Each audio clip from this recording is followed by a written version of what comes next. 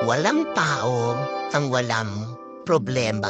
Habang buhay tayo, siguradong meron tayong problema. At tandaan mo to, hindi lang isa ang problema ng tao. Habang nabubuhay tayo, magkakaroon at magkakaroon ka ng mga problema. Pero bakit ka napapagod? Bakit ka na-stress? Bakit ka nabibigatan? Kasi gusto mo lahat ng problema mo magkaroon na agad ng kasagutan. Magpasalamat ka, may problema ka. Ibig sabihin, meron kang gagawin dito sa mundo. Pag wala ka ng problema, ano pang gagawin mo? Para saan pa ang buhay nito? Saan patungo ang iyong buhay? Pero bakit nga nagiging mas mabigat, mas mahirap ang ating buhay? Dahil pinagsasabay-sabay natin ang ating mga problema.